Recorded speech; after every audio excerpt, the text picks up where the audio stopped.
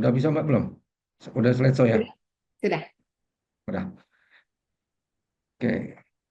Pada kesempatan yang pertama, saya ingin coba refreshing lagi tentang manajemen preeklampsia dan eklampsia pada kegawat darurat obstetri.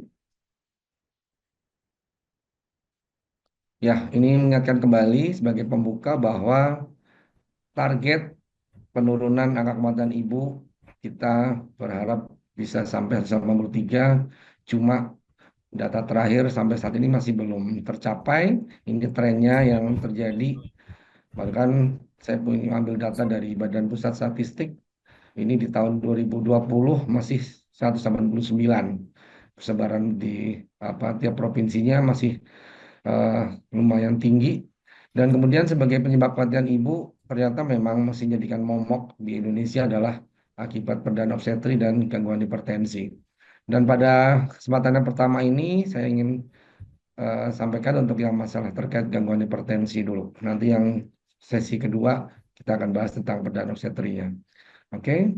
Nah, mengingatkan kembali bahwa hipertensi sebagai definisi dasar bahwa ketika kita dapatkan tekanan darah dengan nilai absolut 140 sistoliknya atau lebih dengan diastoliknya 90 atau lebih. Kemudian pemeriksaannya dilakukan kalau bisa adalah dalam posisi duduk dengan ukuran manset atau cuff dari tensimeter setinggi jantung dengan akan lebih akurat biasanya yang jenis air raksa atau bahkan yang sudah sekarang otomatis juga bisa. Yang penting akan dilakukan kalibrasi, maka gambaran hipertensi bisa kita dapatkan. Bila memang kita ragu dengan kondisi tensi, maka pasien bisa diistirahatkan diulang beberapa waktu kemudian. Nah, kemudian yang kedua terkait dengan proteinuria, ini mengingatkan kembali bahwa yang kita masih sepakati sampai sekarang disebut positif adalah jika didapatkan hasil proteinuria pada tipstik lebih dari sama dengan 2 atau lebih, bisa positif 2, positif 3 atau positif 4. Jika didapatkan gambaran meragukan misalnya kurang dari positif 2, maka jika fasilitas kesehatan di tempat kita bekerja, misalnya terutama di rumah sakit, memungkinkan untuk melakukan pemeriksaan kadar protein secara kuantitatif, protein esbah, kita bisa ukur kandungan kadar proteinnya dalam urin tampung 24 jam.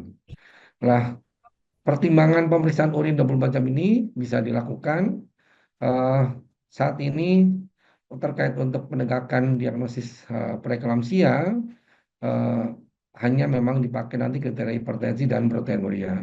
Dulu memang masih mengenal ODEM sebagai trias preeklamsia, cuman saat ini sudah ditinggalkan. Karena memang ODEM bisa juga terjadi pada kehamilan yang fisiologis atau yang normal. Nah, ini klasifikasi hipertensi dalam kehamilan ada 4 sesuai dengan dari National High Blood Pressure Education Program Working Group on High Blood Pressure, bahwa ada istilah hipertensi gestasional, ada istilah preeklamsia, hipertensi kronik maupun PEB superimpose. 4 hal ini yang membedakan sebenarnya adalah nanti saya sampaikan di slide berikutnya adalah pada kapan mulai ditemukan atau munculnya hipertensinya atau onsetnya. Yang kedua adalah ada tidaknya protein urea. Nah, secara gambaran hipertensi kehamilan memang kalau kita di lapangan pada kasus-kasus kebidanan terkait dengan hamil dengan hipertensi, banyak kasus terjadi adalah dua kelompok dari hipertensi gestasional dan preeklamsia. Hampir kurang lebih hampir sama. Sedangkan kategori yang lain seperti hipertensi kronik dan hipertensi kronik yang kemudian berkembang menjadi preeklamsia atau PB superimpos porsinya lebih sedikit. Nah, ini untuk membedakannya, jadi cutoff point-nya adalah di 20 minggu usia kehamilan. Jadi jika onsetnya yang terjadi sebelum 20 minggu, maka pilihannya adalah hipertensi kronis. Jika berkembang dengan proteinuria setelah 20 minggu akan jadi PB superimpose. Sebaliknya jika onsetnya muncul setelah usia kehamilan 20 minggu, maka pilihan diagnosis adalah hipertensi gestasional dan jika berkembang ditemukan proteinuria, maka akan jadi preeklamsia. Nah, bisa saja eh, ketika kita bertemu preeklamsia, maka ketika protein urea ternyata masih gambarnya ragu-ragu, kurang dari positif 2, artinya hanya positif 1, tetapi kemudian ditemukan gambaran severe atau gambaran berat dari gambaran preeklamsia seperti perubahan dari hasil laboratorium, tanda-tanda Ehlers syndrome, tanda-tanda ke arah gangguan organ misalnya ke arah impending eklamsi, odem pulmo, bisa saja itu sudah bisa tegakkan menjadi preeklamsia berat. Atau bahkan ketika ditemukan komplikasi pada gambaran janin misalnya IUGR itu juga bisa kita jadikan bahwa kasus ini menjadi preeklamsia berat. Nah, ini untuk sebagai gambaran gampangannya dalam algoritma penilaian kliniknya. Jadi ketika ditemukan tekanan darah tinggi pada pasien, ada tidak tanda-tanda yang mengarah ke tanda limbah eklamsia, maka kita perhatikan kapan ditemukannya. Ketika memang sebelum 20 minggu, maka bisa kita bedakan hipertensi kronis atau kemudian PIB superimpose jika berkembang menjadi preeklamsia setelah 20 minggu. Kemudian jika hamilnya di atas 20 minggu, maka bila ada kejang kita tingkatkan eklamsi, bila nggak ada kejang, maka kita lihat bila proteinuria negatif hipertensi gestasional, jika memang tinggi menjadi preeklamsia berat. Ini faktor resiko yang saya dapatkan, kebetulan saya ambil dari American Committee of Obstetrics and Gynecology, ECOG, pada tahun 2020. Sekarang eh, pertama adalah nuliparitas, maka ketika kita temukan wanita hamil yang belum pernah melahirkan, misal pada G1, G2 penol A1, G3 penol A2 gitu misalnya, itu akan menjadi salah satu faktor resiko berkembangnya preeklamsia dalam perjalanan kehamilannya. Kedua adalah kehamilan kembar, bisa gemeli, kembar dua atau triplet, atau bahkan lebih misalnya, quadriplet. Kemudian wanita hamil dengan riwayat kehamilan sebelumnya adalah dengan hipertensi atau dengan preeklamsia berat, bahkan itu juga akan meningkatkan kemungkinan risiko pada kehamilan berikutnya berulang jadi preeklamsia berat. Kemudian wanita hamil dengan penyakit ginjal, kemudian dengan adanya keadaan diabetes, baik yang pragestasional maupun gestasional, itu juga akan meningkatkan terjadi preeklamsia berat. Kemudian wanita hamil dengan adanya lupus erythematosus, SLE, antifosfolid sindrom, trombofilia itu juga bisa meningkatkan risiko. Kemudian wanita hamil yang obesitas dengan indeks massa tubuh lebih dari 30, atau bahkan wanita hamil yang ketika hamil dengan usia di atas lebih dari sama dengan 35 tahun. Nah, 8 faktor risiko ini jika kita temukan pada pasien, maka mulai masuk dalam screening, ada kita pantau perjalanannya, ada kemungkinan akan meningkatkan terjadi preeklamsia berat pada perjalanan kehamilannya. Nah, ini sebagai patofisiologinya yang membedakan antara gambaran kehamilan normal dan preeklamsia. Jadi memang masalahnya adalah tidak terjadinya remodeling pembuluh darah pada preeklamsia. Sehingga jika pada kehamilan normal remodeling pembuluh darah terjadi akan dari peningkatan aliran darah, maka akan terjadi penurunan dari apa namanya disebut dengan soluble tirokin kinase, sehingga itu akan mempertahankan level kadar apa endotel dan kadar placenta growth factor di pembuluh darah sehingga tidak terjadi perubahan atau gangguan endotel dari pembuluh darah. Sedangkan kalau pada eklamsia, karena terjadi peningkatan soluble dari tirokin kinase itu meningkat, maka kadar placenta growth factor maupun vascular endothel growth factor akan menurun sehingga akan gangguan disfungsi endotel sehingga akan terganggu pembuluh darah maternalnya sehingga banyak bisa menimbulkan komplikasi lebih lanjut. Secara skematis bisa saya sampaikan perbedaannya bahwa ketika proses pada awal-awal terjadi kehamilan, pada kehamilan normal, maka gambaran arteri spiralis tampak normal saja, maka ketika terjadi invasi sitrofoblast di sana, maka tidak ada perubahan resistensi dari aliran pembuluh darah. Sehingga aliran pembuluh darah tetap akan meningkat, maka keseimbangan normal yang terjadi harusnya adalah fase growth factor akan tetap apa namanya lebih rendah daripada kadar dari soluble endoglin maupun yang soluble tirokin kinase sehingga tidak terjadi perubahan angiogenesis. Sedangkan pada kondisi wanita hamil dengan preeklamsia karena eh, gambaran spiral arteri spiralisnya abnormal, maka akan menurunkan invasi dari sitorotropoblas dan proliferasinya sehingga terjadi hipoksia plasenta dan akan berlanjut menjadi iskemik plasenta, meningkatkan stres oksidatif sehingga akan berakhir dengan terjadi penurunan pembuluh darah. Maka ketika terjadi apa namanya peningkatan dari soluble endoglin maupun soluble tirokin kinase dan penurunan plasenta growth factor, maka akan menimbulkan perubahan abnormalitas dari proses angiogenesisnya. Semua kondisi tersebut terjadi dalam beberapa minggu atau bulan sebelum adanya muncul manifestasi klinis, sehingga endotel vaskuler dianggap sebagai target utama preeklamsia ketika perubahan angiogenesis tadi. Maka ketika sudah terjadi disfungsi dari endotel vaskuler, maka mulai tahap-tahap gangguan fungsi organ akan terjadi sehingga gambaran sindrom klinis preeklamsia akan mulai muncul. Karena memang disfungsi endotel ini yang masih saat ini disepakati sebagai proses patofisiologi kenapa preeklamsia bisa terjadi. Nah, kemudian ini gambaran tadi tahapan-tahapannya ketika masih proses awal implantasi hingga kemudian muncul gambaran preeklamsia kurang lebih seperti ini tadi seperti sampaikan sebelumnya bahwa memang triggernya adalah terjadi fungsi atau disregulasi dari endotel vaskuler.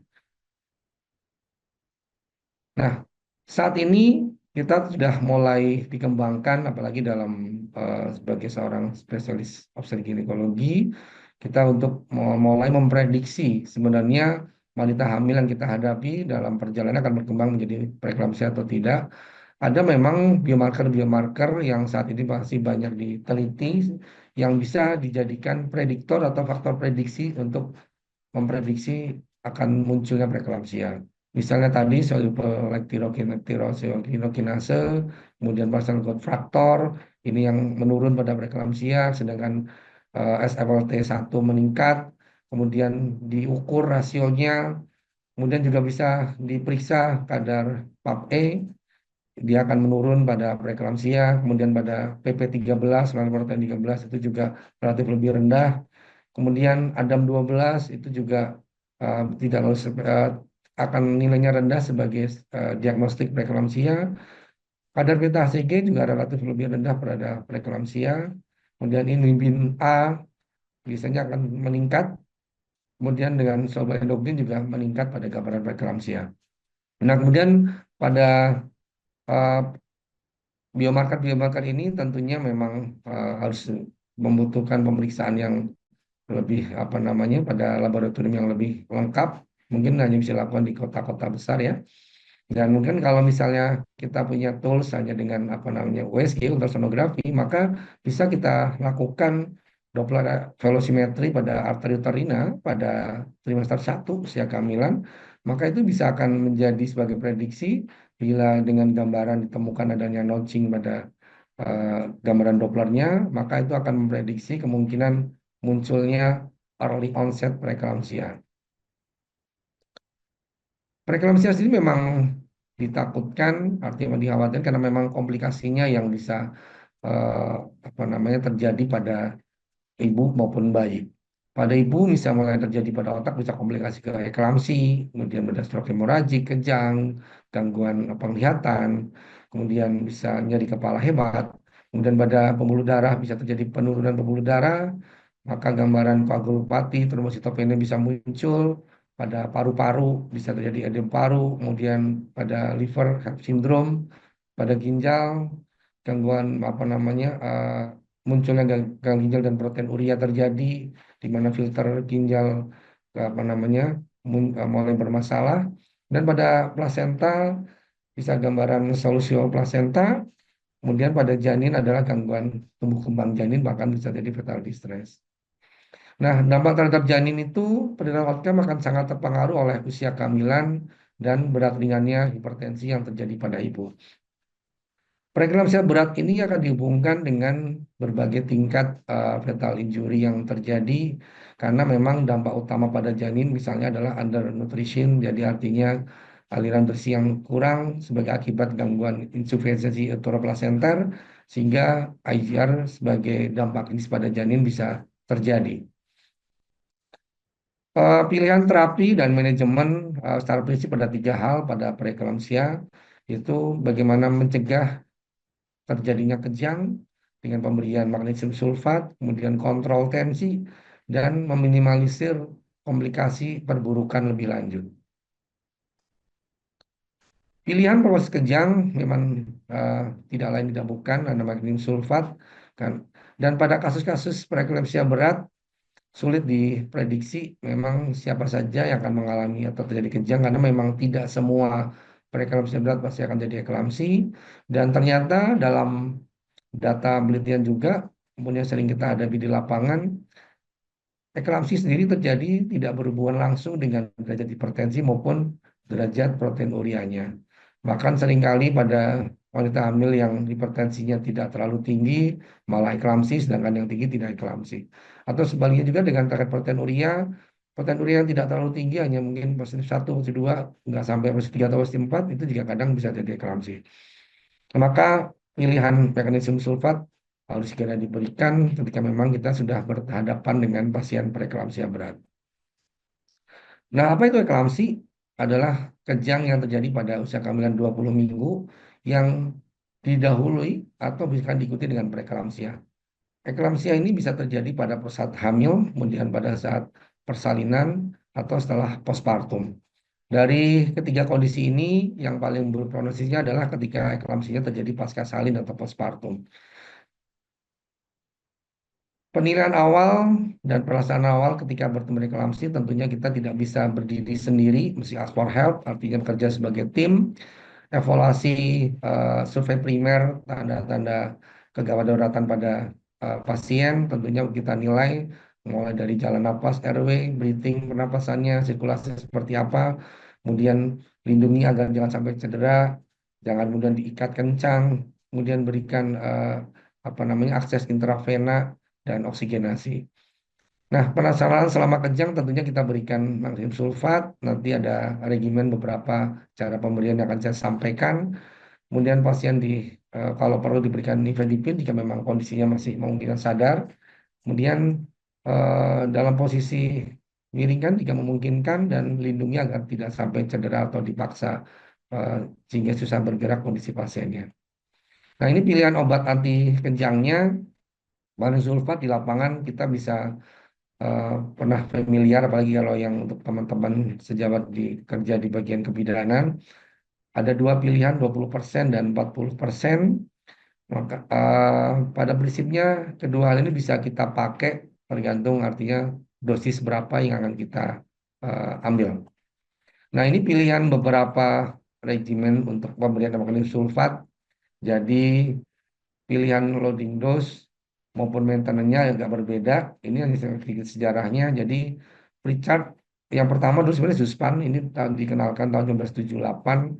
Jadi ini yang saat ini banyak dipakai di Indonesia, yaitu diberikan 4 gram secara lambat 5 sampai 10 menit secara intravena. Kemudian maintenance-nya adalah 1 sampai 2 gram per jam secara apa namanya infus. Kemudian dulu sebelum kenal ini di Indonesia kita sering pakai intramuskuler, yaitu sebenarnya kita pakai regimen dari Pritchard adalah ketika diberikan secara intramuskuler apa namanya 10 gram, kemudian setiap 4 jam sekali disuntikan bokong kanan, bokong kiri, diberikan secara 5 gram. Cuman terkait dengan makin istilahnya gerakan sayang ibu, maka intramuskuler ditinggalkan. Maka kemudian sekarang yang banyak dikembangkan di Indonesia adalah kita pakai metode atau regimen dari Sispan. Sebenarnya masih ada regimen lain baik dari Sibai maupun Daka eh, yang lebih berbeda lagi. Cuma pada prinsipnya semuanya akan menuju bahwa untuk nilai optimal pemberian MG4 agar untuk meminimalisir komplikasi dari preeklamsia berat yang terjadi pada pasien. Nah, ini cara pemberian yang sekarang di Indonesia dilakukan tadi dari Zuspan ya, jadi sejarahnya. Jadi ada dua pemberian yaitu dosis awal maupun dosis inisial dose atau dosis lanjutan atau dosis reumatan. Jadi pemberiannya adalah 4 gram, kemudian dosis awalnya diberikan secara per 5-10 menit. Jika kita pakai 40% maka 10 mili, kemudian diencerkan sumber Aquades. Jika kita ambil yang tersedia adalah 20% kadar yang 20% yang warna pink, maka langsung diambil 20 mili. Kemudian untuk maintenance-nya, karena targetnya adalah 1 gram per jam, maka karena dalam kandungan 40 gram, 40% yang 4, maka sisanya ada 6 gram, karena ada 10 gram dalam satu kemasannya itu, maka sisanya itu akan diberikan secara drip dengan tetesan kurang lebih sekitar 28 tetes per menit, karena secara hitungan ketika 500 ml apa namanya RL atau dengan laktat yang dimasuki dengan 6 gram dari MGO4 habis dalam targetnya 6 jam karena targetnya 1 gram per jam, maka cairan cairan tetesan per menitnya harus diberikan secara 28 dengan kecepatan 28 tetes per menit. Kemudian untuk pilihan 20% juga kurang lebih, jadi bisa kita berikan juga. Jadi pada dasarnya kita kalau tahu bahwa eh, metode Zuspan tadi, maka kita tidak akan kesulitan ketika di lapangan kita dihadapkan sediaan yang ada 20% 10% kita tidak sulit karena kita tahu prinsipnya. Itu yang paling penting.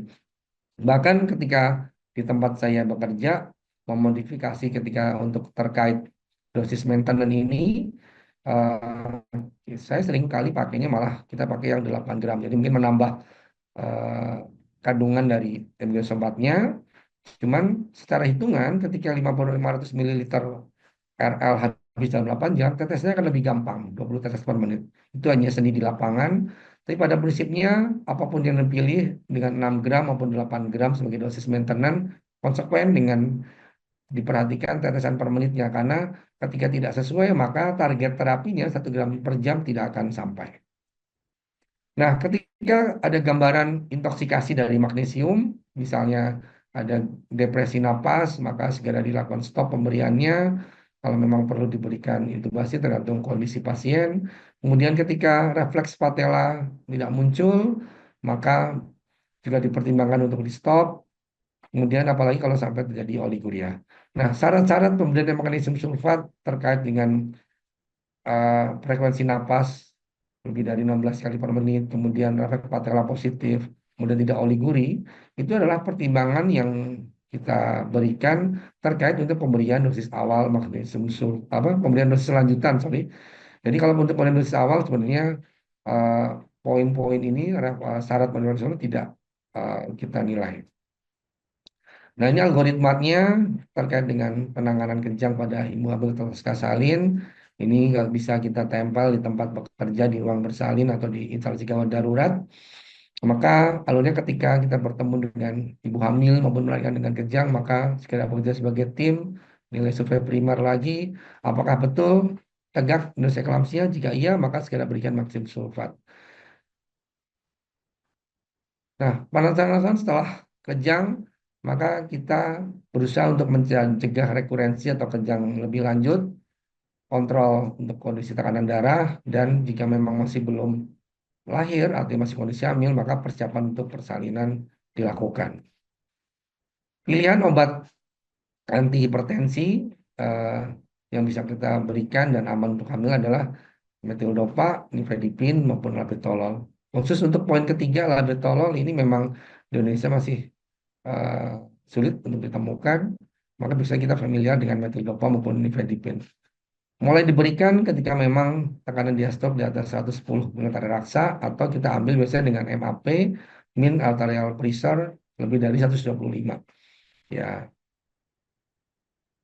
Nah, ini untuk dosis yang saya ambil dari Majalah Obstetrik Ginekologi tahun 2022 bahwa metildopa bisa diberikan mulai start dari apa namanya 500 miligram jika memang ditemukan tanda pelihan berat, kemudian nifedipin sebagai lini pertama juga bisa kita berikan. Kemudian jika memang kondisi dengan krisis hipertensi, artinya hipertensi yang tekanan sistolik di atas atau lebih dari sampai dengan 180, maka bisa berkoordinasi dengan teman sejawat penyakit dalam untuk dipertimbangkan pemberian nikardipin sebagai penurunan nanti hipertensinya. Nah, pilihan nikardipin bisa kita pakai ketika memang gambaran krisis hipertensi karena memang kita untuk meminimalisir resiko komplikasi lebih lanjut akibat kondisi tensi yang begitu tinggi. Nah, kapan persalinan dilakukan? Kalau pada kasus hipertensi gestasional, maka ketika sudah ateram, maka sudah waktunya untuk kita lakukan persalinan. Bisa kita pilih induksi persalinan jika memang belum ada tanda-tanda persalinan, artinya ada intervensi aktif untuk melakukan persalinan. Atau jika tidak memungkinkan kontraindikasi misalnya apa namanya persalinan vaginal, maka mungkin pertimbangan seksualitasnya bisa dilakukan atau ketika induksi persalinan tidak berhasil.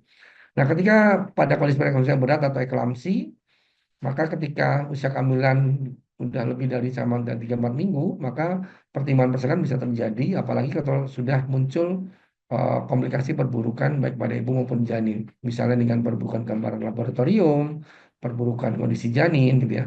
Dan mungkin saja bisa dilakukan terminasi pada usia kehamilan yang lebih muda lagi ketika kurang dari 4 minggu jika memang tekanan darah sulit dikontrol, kemudian udah ada gambaran komplikasi lebih lanjut, HELLP syndrome atau gangguan akut kidney injury misalnya, eh, gambaran kreatinin atau reum yang meningkat, ada gambaran gawat janin, eklamsi, atau gejala yang tidak responsif terhadap terapi yang sesuai. Itu juga bisa kita pertimbangkan, kita lahirkan. Nah, pertimbangan ini tentu kita tidak berdiri sendiri, kita juga harus melihat kemampuan fasilitas rumah sakit di mana tempat kita bekerja. Jika memang kita bekerja di rumah sakit yang sudah fasilitas lengkap, apalagi untuk support NICU-nya ada, mungkin persalinan pada usia-usia kehamilan preterm itu bisa kita lakukan. Tapi jika memang tidak, maka tentu kita akan melihat bahwa tidak hanya sekedar menghentikan komplikasi preeklamsianya dengan melahirkan, tapi kita harus memikirkan juga outcome bayinya. Mudah-mudahan akan lebih ideal kalau memang dilahirkan dengan di rumah sakit yang punya support perinatal yang lebih baik. Persalinan di saat yang tepat tentunya memang ini adalah seni dalam mengelola ibu dengan preeklamsia karena tujuannya kita mencari titik optimal ketika belum terjadi perburukan ibu maupun janin sehingga harapannya bisa meminimalisir terjadinya morbiditas apalagi mortalitas ibu maupun janin. Kemudian kita berusaha untuk memberikan apa namanya memperbaiki kondisi ibu sebelum dilakukan intervensi persalinan dan bila memungkinkan kita bisa melakukan tunda persalinan untuk melakukan pematangan paru-paru janin dan pada kasus situasional yang progresif maka konservatif bisa berpotensi bahaya bila ada kondisi penyakit berat. Nah, ini pelaksanaan pada peri dan postpartum. Ketika pemberian antihipertensi, apalagi hati-hati ketika pemberian dikardipin, terutama ketika yang di rumah sakit, maka kita tidak mentargetkan untuk menjadi kembali normal, biasanya di target kita 20-25% dari tensi awal, sehingga karena ketika tekanan terlalu rendah turunnya dari kondisi hipertensi awalnya justru akan banyak menimbulkan komplikasi ke ibu maupun ke janin. Kemudian hati-hati dengan pemberian cairan, makanya restriksi cairan dipertimbangkan kurang lebih sekitar 2 liter dalam 24 jam. Kemudian pemilihan anestesi atau epidural itu juga bekerja sama dengan sejawat anestesi jika harus dilakukan seksioseria juga bisa dipertimbangkan dan bekerja sama multidisiplin dengan teman sejawat multispesialis, misalnya dokter penyakit dalam, dokter anestesi komunikasinya dengan spesialis anak, bahkan kadang-kadang spesialis mata yang muncul gangguan penglihatan, itu juga bisa kita lakukan. Jadi monitor secara ketat, secara pasien harus tetap dikerjakan. Nah, ini sebagai rangkumannya bahwa hipertensi dan preeklamsia akan memberikan dampak buruk bagi ibu dan janin, baik selama hamil, selama melakukan persalinan, nifas, bahkan bisa berlanjut setelah anaknya tumbuh. Kemudian pencegahan hipertensi dan preeklamsia bagi ibu hamil akan sangat mengurangi dampak buruk baik jangka pendek maupun jangka panjang. Pemilihan obat-obatan antihipertensi dan pemilihan cara persalinan harus dipilih secara cermat agar luaran atau outcome ibu maupun baik terhindar dari resiko buruk sehingga tidak terjadi keterlambatan dalam proses terminasi kehamilannya. Nah, ini sebagai mengingatkan bahwa di Indonesia saat ini sudah ada Safer Moms yang digiatkan oleh pemerintah, jadi strategic approach for preeclampsia dan prevention in mothers. Jadi memang dari sejak awal edukasi kesehatan ibu hingga perencanaan persalinan pasca salinya pun bisa kita kerjakan secara tim, jadi secara terpadu, mulai dilakukan saat edukasi saat hamil, jadi mulai diterangkan, nah artinya di lini primer, mungkin ini banyak dilakukan oleh teman-teman bidan di lini primer, kemudian screening ketika untuk deteksi dini terhadap preeklamsia berat, mulai diperhatikan tekanan darah, obesitas, ada faktor-faktor resiko yang memungkinkan potensi terjadi preeklamsia berat akan berkembang pada pasien. Kemudian antenatal care yang terpadu, maka harapannya dengan terdeteksi lebih dini, maka akan dilakukan penanganan yang lebih cepat sehingga meminimalisir keterlambatan. dilakukan rujukan yang baik, bisa rujukan gawat darurat maupun rujukan terencana ke rumah sakit tempat rujuk dengan komunikasi yang baik. Saat ini sudah terconnecting dengan sistem SPGDT, maka harapannya dengan komunikasi yang terjalin baik dari lini primer, terutama dari Ponet ke rumah sakit Ponek, maka eh, keterlambatan akan makin kita kurangin. Kemudian harapannya berakhir ketika sudah selesai, bahkan persalinan pun tidak kita lupakan, perlu kita lakukan pemantauan pasca salin terkait kondisi ibu maupun dalam kondisi janin ketika sudah bayi ketika sudah dilahirkan. Maka harapannya ketika dari kolaborasi yang baik, mulai dari apa stakeholder, kemudian tenaga kesehatan dan masyarakat, maka Safer Moms program ini bisa kita kerjakan dengan baik. Mungkin itu yang bisa saya sampaikan. Selanjutnya saya kembalikan ke moderator. Silahkan ada yang ingin didiskusikan atau ingin dipertanyakan dari audiens. Terima kasih.